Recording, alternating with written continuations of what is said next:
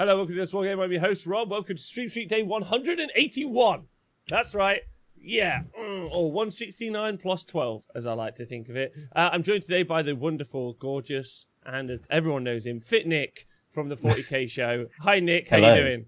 I'm all good, thank you. How are you? Yeah, I'm doing great. Can I get some love for Nick in the chat, please? Because we're joined by the wonderful Twitch chat. Diadrin, sorry again. Yo, chap. Yeah, Aegis Sedmar, what up? T-Man Cash, MJ Pegasus, I hope you are all well. Hello, Ziggy.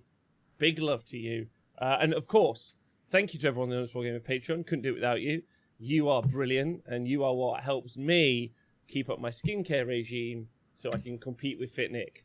That's the Nick. What's your skincare regime? Can we get a quick one on those? Nivea Men, all-purpose cream. What I like about Face, body, and hands. It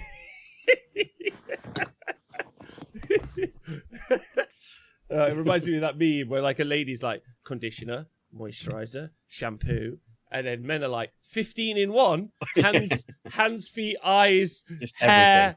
clothes. Right, yeah. Welcome everyone to the show. Today's show, we're going to be discussing poorly designed Warhammer kits, specifically in relation to an email that went around yesterday. Some people may think that email was fairly entitled. I did see that bandied around a little bit, but I thought it'd be a good conversation to discuss.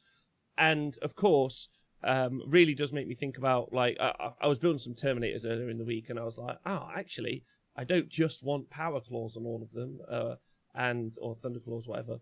Lightning claws, that's the right one. But, you know, where are the kit options? So we'll talk about this after I've just been like, Nick, how are you? What's going down? Not a lot, really, Warhammer-wise.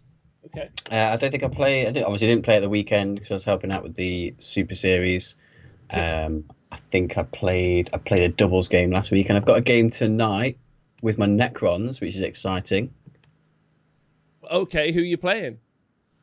One of the James Workshop lads. I'm not sure which one.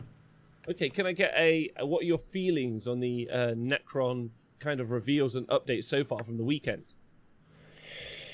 The rules reveals seemed quite positive. Obviously, I know they have, with the new sheets that go in the boxes, they've hinted at some changes to Necron weaponry, such as the Death Ray, getting a bit of a boost. Will it actually be able to do death at some point? I think it might be able to achieve one death of one Primaris, so it should begin to live up to its name a bit more, which is fantastic. And obviously with the vehicle change, allowing them to move and shoot heavy weapons at no cost now, so no -1, that's actually a bit of a boost to the Death Ray as well, which is pretty good. And obviously the big change is that they reported that reanimation protocols are going to be happening after every unit has taken damage. So instead of just at the start of your movement phase, I can't remember exactly when it was last edition, but it seems to be that my unit gets shot, then I roll reanimation protocols. The next unit shoots it, I roll again. But it's unclear at the minute exactly how it's going to work, whether you roll for every model in the unit that has previously been in it. So if you've got one model left from a unit of 20, do you roll 19 reanimations, or have they changed it so people have speculated it's kind of like a Mechanicum rule, which they roll a 6 when they lose their last wound to see whether they survive or not. So it could be like that. So I think if you were rolling through the entire unit every time, it might be a bit too strong, because you could have a situation where you've got 2 dudes left from a 20-man unit, and a captain with a bolt pistol shoots 1, and then you roll reanimation for the entire 20 and bring 20 back. Yeah, so that could be a bit OP. I feel like it's going to be something along the lines of, and obviously we're just speculating at the moment, but I would very likely think that what we're going to see is something along the lines of, you shoot at the unit and 5 die, you roll 5 dice, and then next turn, let's say 7 die, you would roll 7 dice. So it's just however many died that turn. Is thematic the most kind of sense I can see it being? Probably, yeah. But obviously that doesn't mean that's what we're actually going to see. could be something completely different. Yeah. But I like all the new models that have come out. Like all the new Necron characters look cool. I'm not a huge fan of the new style of Wraith. So the new Destroyer, which looks like the old Wraiths. I'm not a huge fan of that model. How Doesn't come? look that great. I don't know. It just doesn't look. I don't know. It just looks a bit weird. Like the old Wraiths always looked a bit odd because they were really top heavy with like a massive shoulder plates, little spindly arms, tiny head, and then this long snake body. The new Wraiths look a lot cooler, but the new Wraith Destroyer variant, I'm not 100% sold on it. It doesn't look that great to me. I prefer the Scorpec ones, which are like the three-legged ones, and then the big, I can't remember what they're called, Scarab Destroyer Hive guys. They look way more badass. I quite like the look of them. They're weird though. They're like I like Mechanicum stuff because it's weird looking, but it's a weird that I dig. Whereas the Necron stuff is like a weird looking that I don't dig. Yeah. Okay. Do you know what I mean? It's like Yeah. What's an example of stuff that I like? I always have mayonnaise with my eggs. You know, when you have scrambled egg in the morning, I have mayonnaise, and people think that that's really weird. Or someone I knew thought that was super weird. Or sweet chili sauce, also a great accompaniment. Yeah. But some people are like, it's not okay at all. Not okay in any way, shape, or form. That's what I'm trying to say. Like, the Necrons feel a bit like that to me. Okay. Well, all of them, or just some of them? No, I think all of them. Like all of it. Like, I don't get... Like, I get the Mechanicus stuff. I just don't get it. Like, it's not that... Like, I get that it's really good. And technically, the models coming out are, like, super proficient. They look really excellent. It's just like, but that's okay. Like, you're meant to love some stuff and just be okay about it. It's not that I think they're bad in any way, shape, or form. I think they look awesome. Just can't wait to murder them. They're like Gribblies I want to fight, not Gribblies I want to be. Yeah. If that makes sense. Yeah. But yeah, they look great, and the rules sound like they've really actually started to think about some of the stuff for the Necrons, which would be exciting if we see them get like a big power boost. But as stated on the show yesterday, you know, you've been worried, and all Necron players have been worried for a very long time that you're not going to get exactly what you want out of the book, right? Yeah, and it's just because they've messed it up. They've not done the greatest job previously a couple of times, and I think what makes me worry a little bit is the fact that the Marine Codex and the Necron Codex are coming out at the exact same time, and if there's two codexes getting developed and released at the same time, and one of them is the Marine one, you can guarantee that the Marine one is going to be looked at and thought about in way more detail than the other one. So you can guarantee that Marines are going to be decent, hopefully less good than they are currently, but I doubt that's going to necessarily happen. And but yeah, I hope Necrons get a boost, but I'm not super confident about it.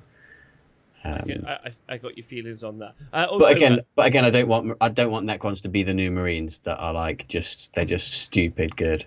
You don't want them to be over the top. No, you just want them to have a chance, have a wide range of builds and units that are good, that you can have fun with, a variety of different models rather than just certain models. Okay, I hear you. Good morning to everyone in the chat, by the way, for joining us. Faces and Bases, Nurgle Matthew. Big shout out to Dudo Shortergate, Draconda, big love. And then in the chat, talking about breakfast, Pete has cheese and banana sandwiches, and people think I am mod. I would like cheese and banana. Yeah, that is a weird combination. That is a weird combination. Scrambled eggs with mayo and a cup of tea might be the worst food and drink combo in the world. I can't believe you've said that. That's literally my dream every morning. Gitley, someone at work thought I was mental for having a meal comprising of ham, egg, and chips. They couldn't understand that was an established meal and looked at me like I was from Mars. It is an established meal, from the 70s, Gitley. Like... good afternoon, Gursey. So Callum, howdy, hope you're well.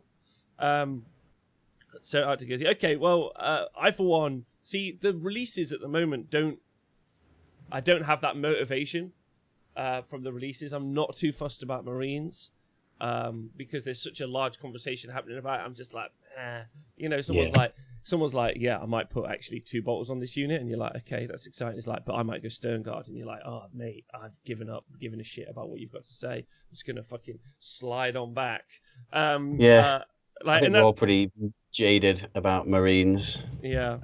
But if you're excited, please don't let that dampen your spirit, and I'm sure it's going to be awesome. Then what I think is slightly weird about the latest Marine release. Yeah. So they appeared when they first started releasing Primaris Marines. They appeared to be going down a more Heresy style or Age of Sigmar style route, where a unit of 5 dudes is armed with the same weapon, and that's it. Like Hellblasters all had those plasma guns, and they all had the same type. I love that. Yeah, all about that. So they had loads of different units, exactly like that. The whole unit was armed the same, just like in Age of Sigmar, how they're releasing units. They're all basically armed the same, apart from there's a couple of units that are all over the place. But then the new Intercessor kit, it's like, well, you can just arm them with one of them can have this weapon, one of them can have this weapon. You can mix and match loads of different weapons. And I heard a rumor yesterday that in the new Codex, Primaris Marines are going to get to do that. They're going to get to mix bolt weapons in the unit, which I think... No, I'm so against this. Yeah, I did prefer the style where, a unit of 5 all had to have the same weapon. Yeah, same. I really, really like that. Because it just means your unit has one role, and I think that's actually a positive for the game. But I mean, who are we? Who are we to just claim such things? And with that being said, I think it's better for the game because then the unit has a specific role, and if you change its weapon loadout completely, like Hellblasters to Bolters, for example, you change its role. Really importantly, but the base is the same, and then I think that's good because then you just have units for roles, whereas right now you've got like 1 billion units for like dealing with infantry in the Marine book that are just different, like the same role but just different loadouts, and it's just like bleh. Yeah, there were 3 different types of new scouts, like the Reavers, the Incursors, and the Infiltrators. Like they all kind of do similar things. They advance deploy or deep strike. And yeah, it's a bit odd. Yeah, horrible change. I'd just like everyone to know that's a horrible change. And intern who's listening from Games Workshop, please feed that back up the chain of command. Yeah, pass that on. Pass that on. I know it won't change for a few years now, but just get it up there. Get it started. Yeah, get that ball rolling. Akari, thanks for being here. Yes, Meatballs, what up? Treadwoods. And Born Again Manchild, thanks for being here.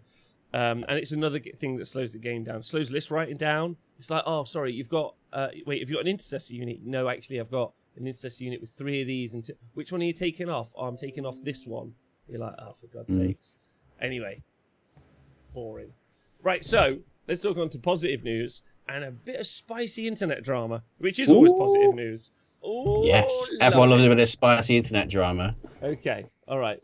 I'm gonna read you. Oh, Scott Brent, thanks for subscribing for the first time and joining the knee stabbing gang. Yeah, that's right. Yeah, cheers, Scott. Welcome. Welcome to the team, bud. Welcome. Right. So let me just get this up right now. That's what she said. Right. So I won't say who posted this, or maybe they won't mind. Base Set Games, who tweeted this out. So they've sent an email. Okay, they've sent an email to Games Workshop, and I shall read it to you in full. Nick, and then you can be the judge of what it got. Dear Games Workshop, good start. Polite. I'm writing to complain about the entirely unsatisfactory amount of weapon options provided in the Chaos Terminators kit. The standard profile for a Chaos Terminator squad is for each model to have a combi bolter and a chain axe. Can I just say, really big fan of chain axes, great looking models. Mm-hmm. There is one chain axe in the kit, making it impossible to field a standard squad of Chaos Terminators. That in itself is completely unreasonable.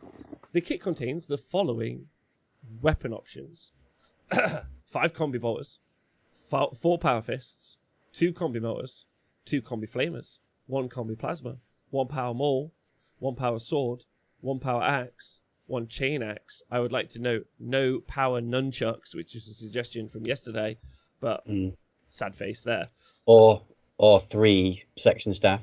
Yeah, powered 3-section staff. That is definitely, that's like you'd love that, Nick. That's like a plasma melee weapon. Any rolls to 1 to wound, you kill yourself. I've possibly given myself at least a concussion using that at some point. So 1 autocannon, 1 heavy flamer, and 1 pair of lightning claws. Right. So as can be seen, the only coherent squad that can be formed from this is one with Power Fist and Combi Bolters. Additionally, there are no options provided for an Icon of Despair, Flame, Vengeance, Excess, or Wrath. There is no reasonable way that a customer can reconcile this deficiency. You yourselves don't produce an additional weapons kit, so you are creating a secondary market to cover its absence. You're literally leaving money on the table. The regular Chaos Marine kit has 3 sprues and costs the same price. The Chaos Terminator kit has 2 and appears completely unfinished. I've checked, and these sprues are of equivalent weight, roughly 40 grams each. Amazing. I love the dedication to that level of complaint. I do. Like, if you're going to complain, at least complain with facts. The Chaos Terminator kit is in all reasonable analysis missing a sprue. And I believe that you should add an additional options to sprue at no additional charge. The kit is entirely unsatisfactory and unfit for purpose. I ask that you address this as soon as possible and apologise to the community for some poor quality of this kit. Sincerely! Basic Games. And then some included models of the screws. Now, this picked up some big traction on social media. And let's get off. What do you think about... I mean, let's not talk about the tone, although I love everyone in the chat being like, let's discuss the tone of the email. Yeah. What do you think about the actual information contained inside there? Well, I think he's put a lot of detailed information into there, which is great, and I do get the point. If a new player is going into the game and picking up this kit and they want to build it a certain way, they can't. They're kind of shoehorned into a particular build. So I do get his point. She by the way. Oh, I do get their point. And I think maybe this Chaos Terminator kit is not super old, is it? Because I was going to make the point, I was going to say, in recent kits, they are, like we said a minute ago, producing like 5 Hellblasters. You can only arm them a certain way. And in the Hellblaster box, you get all the different options that you can arm them with. So newer kits, I think they are doing it better. But yeah, it'd be interesting to see if they ever replied to that, like as to why they build that kit that way. Maybe they just say, well, we make enough money off it anyway, we don't care if we're creating a secondary market for people. Well, I mean, I think their hope is, so we saw this with the Character and Overlords kit initially with Archanaut Company. So the most obvious choice in that company was that you took Light Sky Box, right? Mm-hmm. And there was 1 per box of 10, and people would buy like multiple boxes, or they would kit bash a bunch of stuff, and you would end up with XXX, right? So people would end up with like 9 in a block of 40 or whatever it was, or maybe even 12 in a block of 40.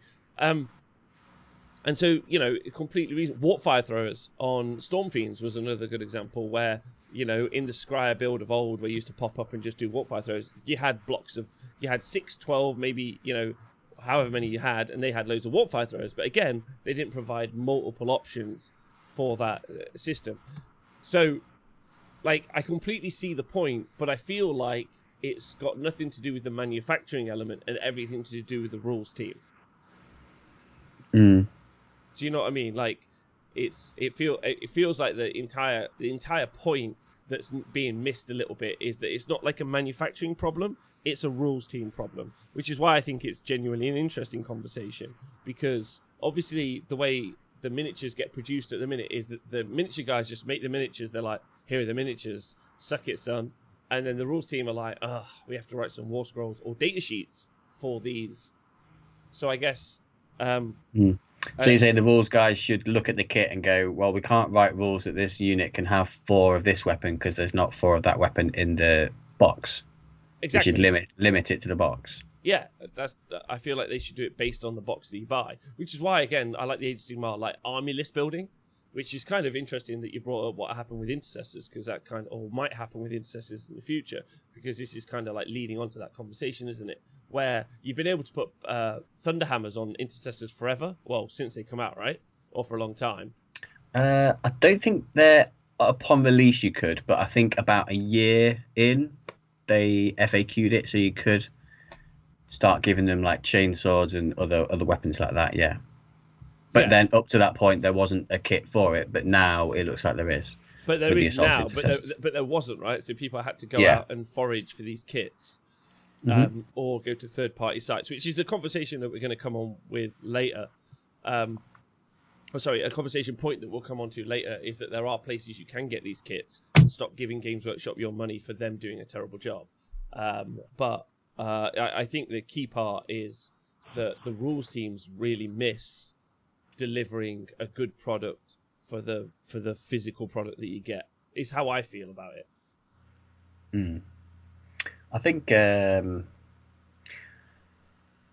was going to say like Dodo Shuttlegate in the chats, but the only thing I see is remotely relevant is that you can't build a base unit from the kit.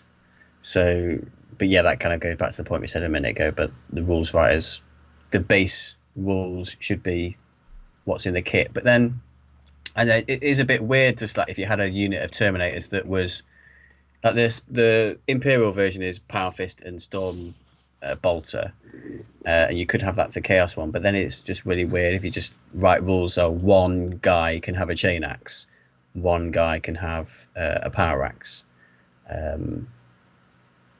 It just feels a bit pointless. Why not? Why not just make?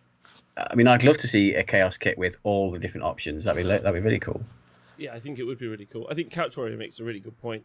Games Workshop charges a lot for its kits. I can accept that as a premium product, but as a premium product, I don't feel like corners should be cut and lacking options. And an extra in a kit is cutting corners to me. You shouldn't have to buy 3 kits to be able to build one unit how you want. I agree with that. I think the fact that you can't build the base kit, like you said, out of the box is genuinely an issue. It's genuinely an issue, so it shouldn't be... I mean, I don't know why you wouldn't want Power Fists probably over Chain Axes generally anyway, but like that isn't really the point. The point should be is that you can build the base kit from the box, and that should be how it all starts out. And if like you know the miniatures guys have gone mental and have just stuck like a billion things in there, then just make it so that you can just go mixed arms and like there isn't like a base set. Do you know what I mean? But ultimately, so there's a weird like what a situation that just occurred to me that I think is a bit weird. So Space Marine Devastator kits okay. generally only come with I think one of each type or maybe 2 at max, but I'm pretty sure it's just one of each type. So you get like a heavy bolter, missile launcher, las cannon, blah blah blah. And that's been out for years, and that was never really, as far as I'm aware, an issue with people because you just either get other bits from elsewhere if you want all 4 heavy bolters or all 4 las cannons. But the Karajan Overlords kit that we mentioned a minute ago, that's kind of like a Devastator squad. The Thunderers, I think they're called, with all the different, like the Deck Sweeper gun and all those kind of different ones. So they only get one of each kit. But there was like a big uproar about it because people were like trading on eBay, and then they actually went and changed the data slate so you could only have one of each, didn't they? They did. Yeah, so they did. It seems a bit weird that they did that for that kit, but not the Devastator kit. Yeah, it And does. people, yeah, I don't know, it just seems a bit odd. Yeah. So, I don't think it's a huge issue because, like Anthony said in the chat, like there is the opportunity for us to be creative with it. But I do think it's worth addressing because it's also true. So when I bought my Harlequins, like I couldn't get a lot. Like you have to buy several boxes to get all the fusion pistols, right? Because there's only like 1 a box or 2 a box, and fusion pistols are pretty good, pretty baller if you want to take fusion pistols. But ultimately, I mean, like, who even is going to pay attention? He's got like a gun, and it's like, sure. Like, if you would have to really know the difference to like know the difference between like a splinter like pistol and a fucking fusion pistol, in my opinion. Yeah. In my opinion, you'd have to really be like, oh, sorry, which one was that? But it does matter a lot in 40k because the difference between the 2 weapon profiles can be severe. Like, they're significant weapons differences.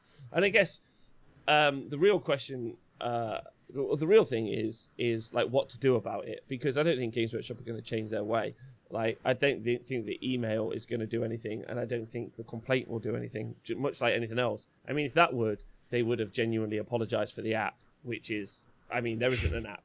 That's important. But they said they listened and they heard us. What did they hear us? They heard us say it wasn't good enough. Uh, That was the apology they gave. So Irish Alchemist has got a point. The Cadian infantry kit is 17 years old. It's missing a plasma gun, metal gun, and sniper rifle. You can get one of each of those weapons in the command squad box for £22.50, or pay £10 for 2 metal models with a plasma melter. So yeah, Irish Alchemist pointing out that they still haven't really produced the right kits. There's no waste of parts if you magnetize. So that was going to be my next point. Also, having every option, including a kit, creates a huge surplus of waste parts, says Sir Callum. Nowhere near as much waste parts as the sprue.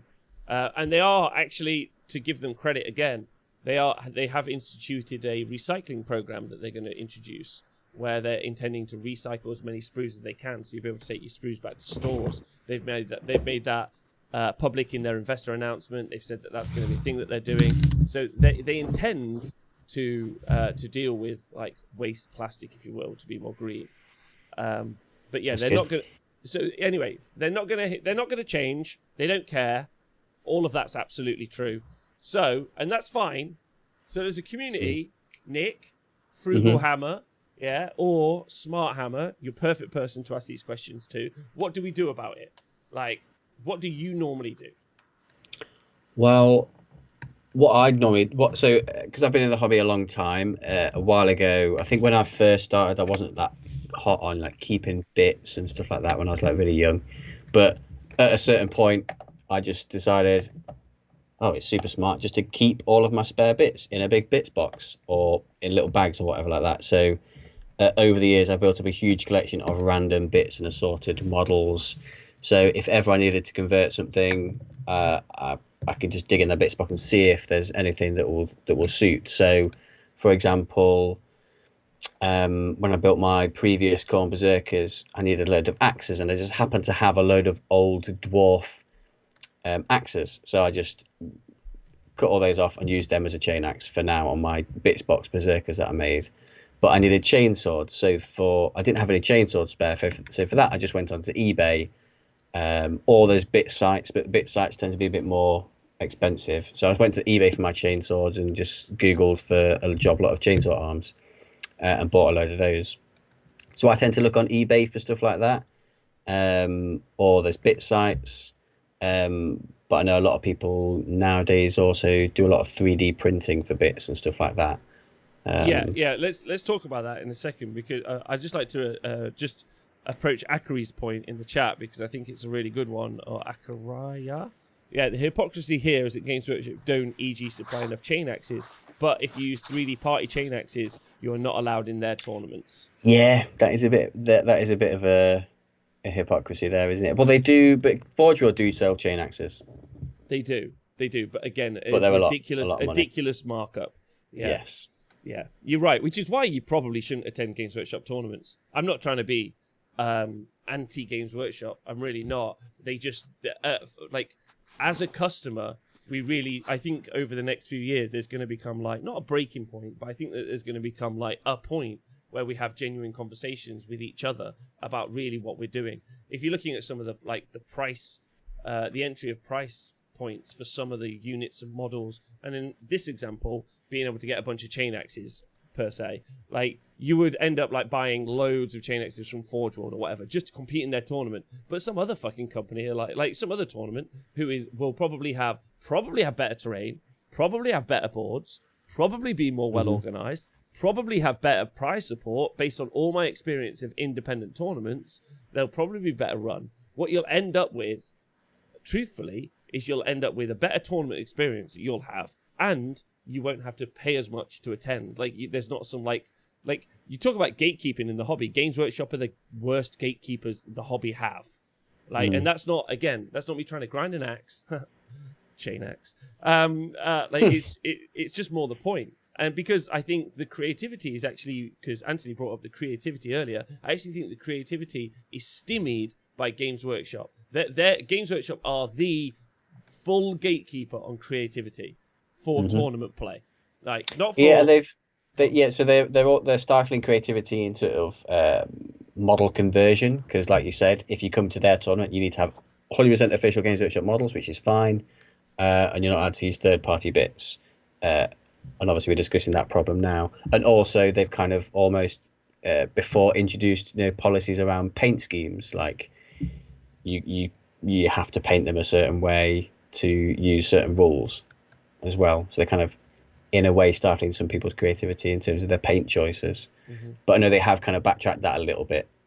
Well, but they've also, like Born Again Manchild said, have also been the gatekeepers for like large events, independent events, which previously allowed you to convert kits or whatever. They had some larger events now have got rules in place because Games Workshop maybe are doing some coverage there, or because the organizers are now playtesters, or whatever the situation might be, where you can't, like, if you want to make the top 8 or like whatever it might be, then you have to have 90% official Games Workshop models or whatever which is tough, because again they were sold out of powerful models like that people were using to win tournaments with, and so they're sold out. They're not available on other like eBay or something like that. So people are like, well, there's a unit I want to be able to win with, but it's not available. If I try to use something else or convert something else, you're not going to let me do so. Like, and you are gatekeeping again my tournament experience and my tournament performance, which is an issue. Kids with Sids, thanks for subscribing. He says, it's 11 months and I feel like I've been waiting for Gargants for exactly this long.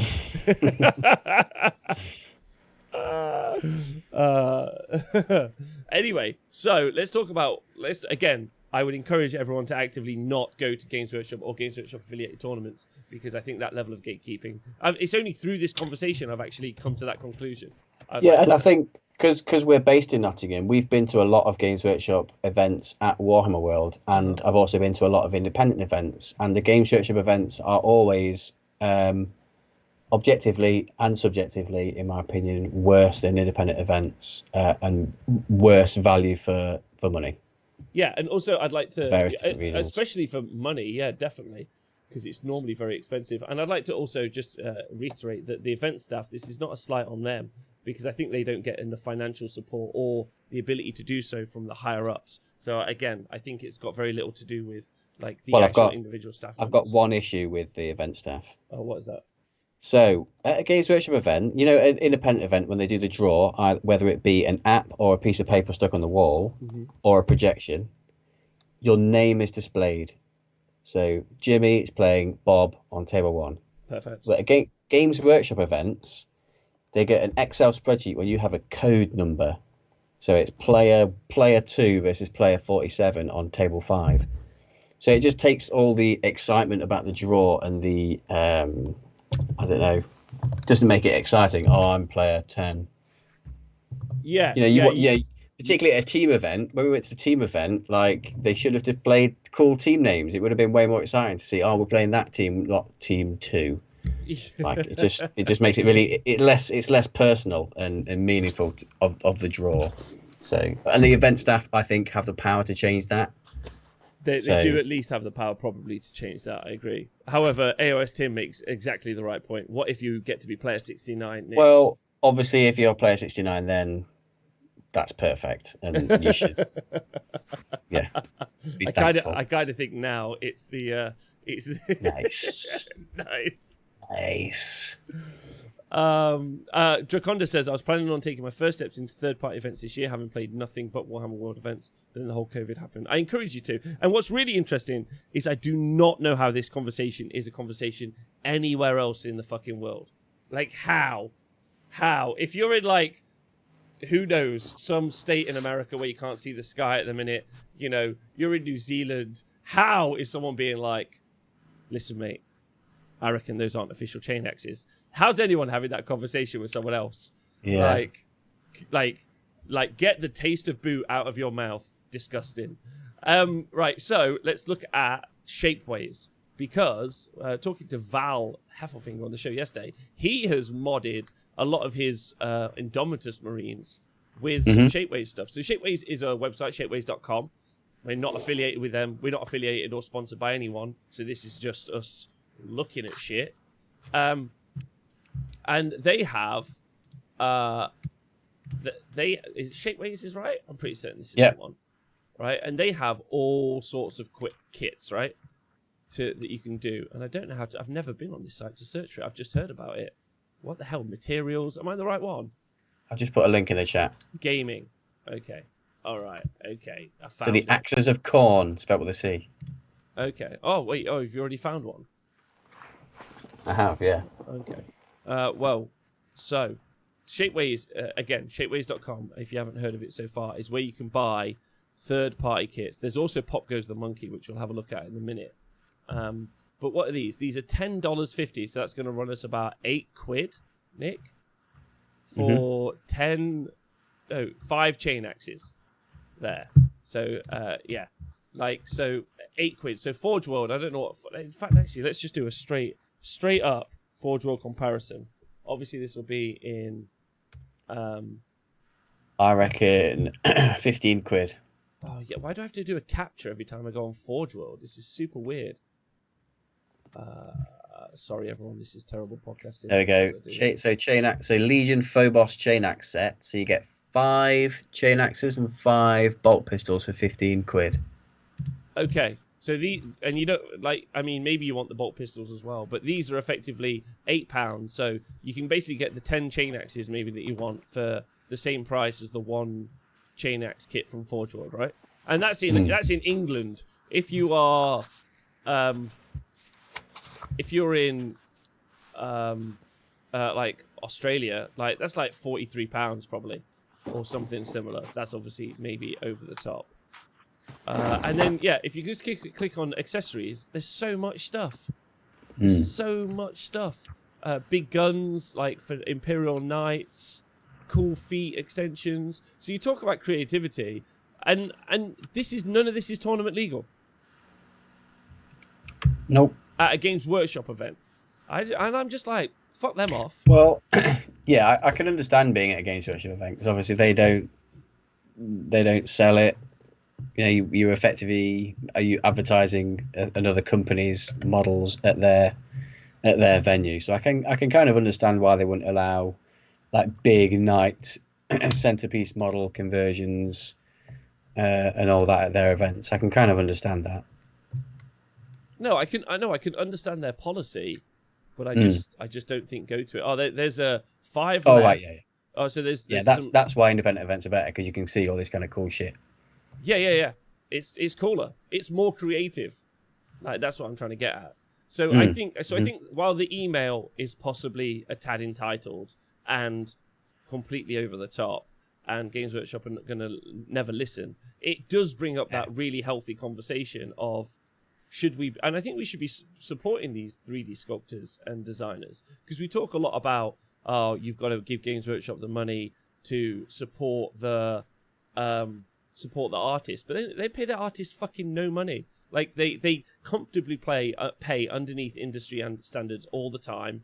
Like when I worked there, I don't consider them to be very good employers at all, in my opinion. And they don't pay artists enough. So in this way, like you're getting a better hobby, a more creative looking army, and you're supporting actual artists, which I think is genuinely quite neat. So I'm personally all for it. So I think it's brought up a really healthy conversation, and I'd like to hear everyone's thoughts about it in the Twitch chat. And Nick, do you think you've got anything to add? Well, I think obviously Games Workshop kits are really fucking cool already, but there's a whole host of other fucking cool bits that you can add to your minis. Yeah, we're not even talking about like just using a different model completely from a third-party company, right? Which is also super sweet. Like, I love knights. I'm sure loads of other people love knights as well. You can get huge chain axes for your knights, which look amazing. I've seen a lot of them in the flesh at the League of Knights events. Some of the guys have them on their knights, and they look really badass. There's like different head variants on there, extra armor plating. So it looks amazing. So yeah, it'd be cool to see more of that stuff. Yeah. Yes, Meatball says, at one point, don't support 3D artists who are doing perfect copies. That's just piracy. Yes, agreed. Support artists who make similar but distinct bits. That's creative. Also agree with that. Yeah, riff off it. That would be good. Yeah, no, and I do agree with that and support that as well. I designed and printed new power swords for my Black Templar Blade Guard. It cost me 80p for 6 swords, says Diadrim. Wow. Nice. Wow. And I think that's the future. and we should be having that conversation, and should be suggesting that to each other as well, not ragging on each other. For example, so that email is a good example where you just say to that person, hey, listen, don't worry about it, just buy from this company, end conversation. Like that. Do you know what I mean? It shouldn't be like it's an entitled post, it's too far, it's not too far. Instead, as a community, we should just be like, hey, listen, simmer down, listen, they're a big company who's just going to try and rip all your money off. Instead, save yourself a tenner, go on this website, download this shit, you're having a great time. Yeah, because I'm for it, is what I'm trying to say. Yeah. I think in an ideal world, Games Workshop Kit should have every option available in their rules, but they don't. So, and they're not going to change. So just pivot elsewhere. Like I say, get some 3D printer stuff. I agree. Or get a 3D printer and just have a great time. And I also think, as someone said in the chat, that we should encourage tournaments that are, and support tournaments that are supporting the hobby by allowing like third-party bits, or even different model ranges. Like, for instance, Nick, you took your Ramshackle Games Dungers to Sheffield Slaughter, right? Yeah. And because they're really cool models, and I like to promote Curtis's stuff. Yeah, and no one had a problem, right? People loved it. Yeah. People like, they look funny and hilarious, because they're not like serious miniatures. It's like a bear with a big face, and some of them are smiling, so it's kind of freaky to look at, and people just appreciate the different models on the table representing like Morn Fan Cavalry and stuff like that. So yeah, people get a kick out of it. Some people I've seen don't like it. Like so at Blood and Glory one year, I took a Dunga based Bretonnian army, so I had halflings riding Dungas. So it was like 3 different companies' stuff. So I had a Battleforge game, halflings, on Ramshackle Games, Dungas, and then I sculpted the legs. So there's like 3 different sculptors working on one model. And my favourite part of that tournament was when I saw a Games Workshop staff member walking around the tables, looking at all the different armies. And he was looking at that army, and that's a cool Games Workshop model army. And then he came to my army, and he physically reacted. He was in shock. He looked at it, he like physically moved back. It was like, oh my god, non-Games Workshop models. So he looked disgusted. It was a joy to behold from my point of view. Yeah, perfect. I like that exactly. Yeah, because there are some great kits out there, and I think, and I know I've talked about this on the show quite a bit recently, but I think it's because I've come to the realization that actually it kind of goes into my conversation last year about just painting the same model like 120 times.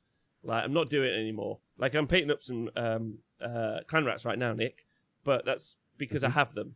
Like, but in the future, and I'm gonna do like 4 Doom wheels eventually, and I've got 2 as kits, but I'm definitely going to work out what else I can turn into a Doom wheel, or like what third-party Doom wheels exist or something, because I don't want them all to just be like just a Doom wheel. I want them to be awesome. Do you know what I mean? Like, and I think like the kits that I really like that they do are the Vermin Lord kit.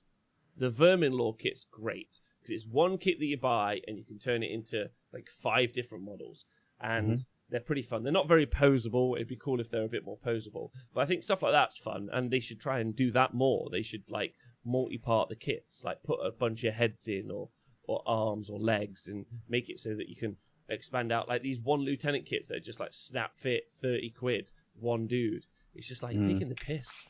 Yeah, I don't. Yeah, their kits used to be a lot more posable and have lots of different options, but they are moving more towards standard poses for dudes, which I guess it's a bad thing for experienced hobbyists who want to convert and pose things, but it's better for the hobby, general hobbyists, I think, who are like particularly new people who are getting into it, who can, if they're new to a hobby, can pick up a Primaris Marine kit, build it as it is on the box, and they get a squad of 10 dudes who look really cool and posed really well. Yeah. So tournaments with newer hobbyists will look better on whole because of that. And again, more experienced hobbyists can probably convert those models in anyway if you want to. So I don't necessarily think. I used to think that monopose kits were a bad thing, but now actually I think my opinion's changed. I think that they're actually a better thing for the hobby on the whole. Oh, that's interesting. Yeah, that's a good point. Yeah. Hamster wheel with a 3D printed hamster inside. You must do it. With one of those like remotes things, so it can actually move itself and roll the ball. Perfect. Big shout out to Randy in the chat, by the way. Big love to him. Hey, Tota. So the single pose has come back for one reason. He says dynamic, super high detail, computer sculpted and cut is why he thinks. Super simple. Games was always from day one focused on new hobbyists and not veteran ones. Hence the design changes to kits. I wouldn't expect that to change. Okay, so I don't think... Are there any recent examples of this? I don't know if there are any recent examples of this not having the right weapon loadout on the datasheet or war scroll. But, I mean, you not being able to build them, for example. Like, the Carriage Overlords example wasn't that far away. I think it was like 3 years ago. So that's one. Oh, the Repulsor apparently is an example of one. I don't know what the example is there. So, do you think the single pose versus multi-kit is new versus experienced hobbyists? Do you experienced hobbyists appreciate more or less when Games Workshop give them an extra head? I like choosing. I choose. I'm like, this is the cool head. Like, I definitely do that. What do you think, Nick? Yeah, I guess so. Yeah, more variety is always more welcome. So yeah, I would agree. Yes, I'm sure they do appreciate it. Okay. Yeah. I'm not too stressed. Also, is Canhammer TV watching? That'd be great if he's here. I think he's in the chat. Necromunda Kit's really is he bad. lurking? Yeah, maybe as well. And Commander Cotton Fluff apparently is asking some questions about some models in the Discord chat. We'll reply to you in the Discord, but not here because we don't have it open right now. If that helps you out. Oh, Gabawaki Havocs. Oh, new Havocs. So the brand new Havoc kit I think had 1 or 2 per weapon. So obviously, and you can arm them all with the same weapon, all Reaper chain cannons. I think they only had 1 Reaper chain cannon in the kit. So that's an example. Okay, so they might not necessarily be cracking it because obviously they did all the start collecting stuff last time with Death Guard and Marines. I mean, actually, some of the stuff weren't even full. With the 40k stuff, I think it was full squads. But the Age of Sigmar stuff, start collecting stuff like 3 years ago, the Snap Fit, some of it wasn't even full squads. Like it wasn't even a whole unit. Yeah, it was like three dudes when the unit was minimum size 5. Yeah, wasn't it? Yeah. So Reaper chain cannons. Okay, so that's one. And then Cromlech immediately started making Reaper cannons. Okay, so you guys have got an example of one. So maybe they still haven't thought it through, and it just happens to be whichever sculptor is designing it, and which Okay. It could be the fact that if they did put every option that every unit could have into every kit, maybe they would have to put their price up too high, and they would think people wouldn't buy it. Could be that. Maybe, but I just think don't just feed back to the model designers that don't design kits that way. Just be like you said, give them 1 weapon loadout, and then if you wanted, make an upgrade kit. It makes much more sense to give them one, like the core loadout, and then an additional kit that you buy that you want is a much better process than just like for instance with Death Guard and the Plague Marines, like bubotic axes or plague swords. There aren't many of either of those 2 in the kits either, so. You have to buy multiples of those. So, and then again, no, that's a bit of an older kit, but still, the point remains. Okay. Well, we've definitely discussed that point to death, I think, Nick. So, before we go, has anyone got any questions that they would like us to answer? Nick, you got anything that's come up recently that you'd like to chinwag about? Well, I can chinwag about my list that I'm gonna play tonight for my Necrons. Oh, please. So obviously I've gone full 9th edition MSU with my Necron list. So with the changes to the reanimation protocols, I'm hoping it makes infantry, like Necron infantry, slightly better. So for my list, I've gone for loads of OBSEC infantry. So I've got 50 Necrons in units of 10. But I'll start from the top. So I've got Catacomb Command Barge because I love that dude. He's pretty tough. I've got 2 Cryptex with the Canoptech Cloak, so they'll fly around, helping vehicles stay alive and heal better, and also improve reanimation. Then I've got 50 Necrons in 10s, 6 flayed ones, that's just for secondary scoring. And I've got 3 single normal destroyers, and then 3 single heavy destroyers, 2 night scythes, so they're the transport plane, so they can teleport in Necrons. So I'm going to put 2 units of 10 in the Tomb World, and then 3 Ghost Arcs, so they're the big transport for Necrons. So there's not loads of like damage in the list. There's just lots of bodies, lots of infantry, lots of little units. So I'm hoping to test it tonight, see if it's any good. I originally wasn't going to play my Necrons until the Codex hit, because I thought, what's the point in playing with an old rules when the new one's coming out? But I decided now to put my Marines in the cabinet, shelf them for a bit, and get my Necrons out and get practicing before the Codex hits. Start testing lists now. I quite like the single destroyers. So I've got 6 destroyers in total, 3 of each type. But I quite like them being single because you've got to, like a knight, let's say with the Avenger Gatling cannon and a battle cannon, as just a random example, you've got to dedicate one whole weapon just to kill one model. Rather than if you've got 3 destroyers together, you can dedicate big weapons to that unit, and the damage will obviously overspill to the next model. But if they're just on their own, you've got to dedicate weapons to actually kill that. So maybe they'll survive more on singles, and also I can spread out, deny more board space, and destroyers are actually infantry, so you could like raise banners, you can deploy scramblers, you can do all sorts of stuff with with that infantry keyword. So I'm going to give it a go tonight, see if it's any good. What are you up against? I don't know yet. Either Tyranids, Grey Knights, or Marines. Ooh. Have you got a preference? One of Tyranids. Probably Tyranids. Do you ever feel like there should be like a tiered tournament? Big love to Chuckle Buddy for subscribing, by the way. Adam, lovely man, lovely.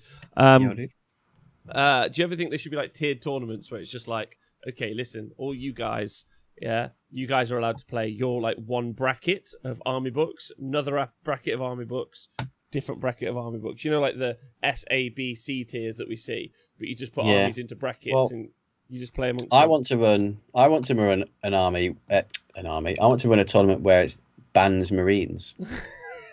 Yeah. Like genuinely, I think that would be an exciting tournament. All Marines. Just Imperial Marines. Like Chaos Marines, I think are fine. Okay. But I would just tournament. Let's say running a single tournament. Just you can't bring Marines. That's the only comp. That's a good comp, I think. Marines aren't allowed. Yeah, I'd go. I just want you to know that I'd go.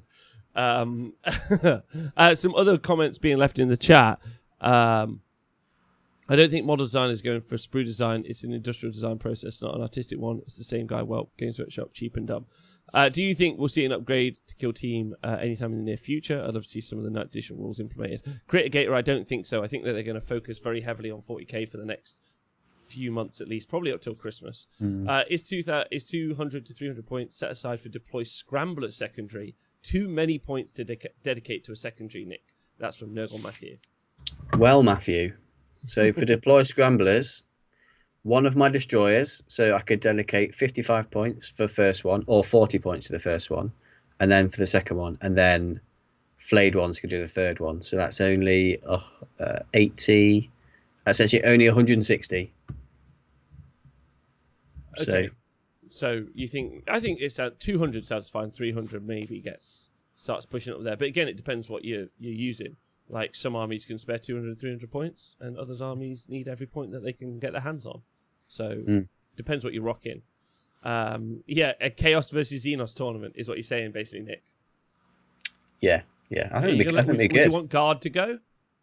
Guard are allowed. They're fine. Guard are fine. Just not Marines. Custodes? Yeah, that's fine. Okay, all right. Just not Marines. I'm in. Just not Marines. I'm in. All right, that sounds great. All right. AOS Tim. Oh wait, yeah. So they're talking about So Tim's just making a point that it's the unavailability on those kits. The kit's not designed the way that you expect them to be when you read the data sheet. Is actually really tough on new hobbyists who don't really understand what the hell's going on.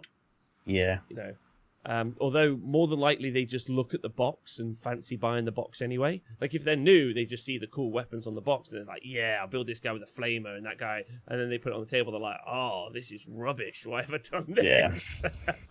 Yeah. And then the Games Workshop staff member says, oh, well, you can buy another box and do it right the second time. They are clever fucks, aren't they? They are nasty bastards. And I'm not going to change that opinion, just flat out. Anyway, all right, Nick, it's been a pleasure talking to you. Thank you. Yeah, thank you. Thank you for having me on. It's been a pleasure. Twitch chat, I just want to say big love to you guys. You've been really fun today. Love talking to you. Thank you to everyone on the Wargamer Patreon. We couldn't survive or make anything happen without you. So you are legends in of your own right. Give yourself a pat on the back, cup of tea, go outside, and if you're not in America, look at the blue sky. If you get, it's actually really great. Or grey overcast if you're in England. Yeah, I'm looking at it right now. Like sheet grey. And if you listen to the podcast, please stay hydrated. Also, thank you to everyone in the comment section on YouTube. You guys are smashing it at the minute. Having some real fun with you guys. Make sure you leave some comments about Fit Nick. I'd love to see that in there if you get the opportunity. Please do. Any shout outs before we go, Nick? Just a quick shout out to Gozzy. Oh, we got one in. We got it. We got it. We got it. We got one in. May Gozzy be with you. But yeah, I would like to shout out just all of you guys, as always. You're great. Thanks for making the hobby great. And we'll see you guys soon. Have a great day. Catch yourselves. Bye. Good.